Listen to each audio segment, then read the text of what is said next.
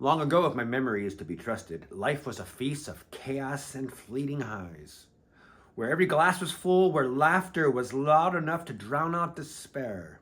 Nights blurred into mornings as the wine flowed, not in celebration, but in rebellion, in surrender. My heart, I told myself, was open, but it was only spilling over with the poison I drank to stay numb. The table was always set, but the guests were ghosts, shadows of those I had pushed away, reflections of myself that I refused to see. Back then, the world spun wildly, and I staggered in step, intoxicated not by joy, but by the need to escape. My thoughts were fireworks, brilliant, fleeting, burning out into nothingness. My mind raced, imagining futures I would never chase, spinning stories to make sense of a life unraveling. I was conductor of chaos, orchestrating my own destruction with trembling hands and empty promises. But beneath the noise, there was always a silence, a hollow that grew deeper with every drink, every lie, every moment I told myself I was fine. The feast became famine, the laughter turned bitter. The wine soured, but I kept drinking, chasing something I could no longer name. I told myself I was alive, but I was barely breathing. And then the reckoning, the feast collapsed, and I was left with the ruins, empty bottles, broken bridges, the unbearable weight of shame. It wasn't sudden, but inevitable, like the sun finally rising after too long a night. I saw myself clearly, the ghost I had become, and I knew I couldn't go on.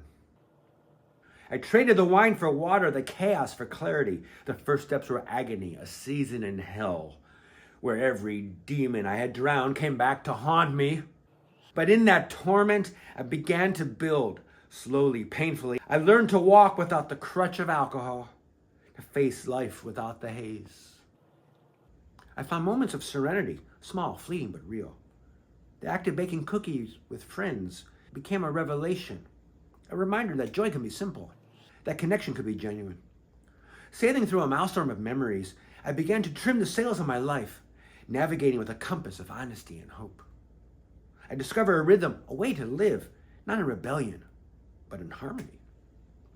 Now the feast is different.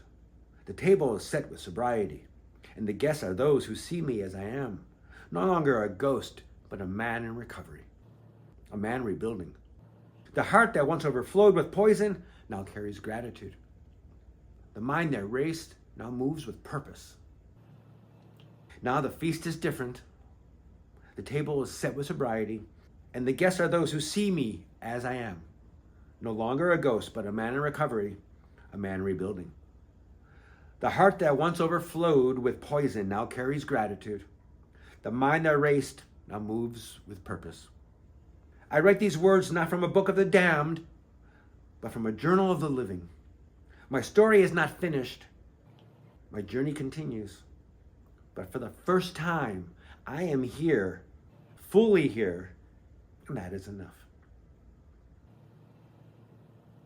I write these words not from the book of the damned, but from the journal of the living. My story is not finished. My journey continues. But for the first time, I am here, fully here, and that is enough. Thank you.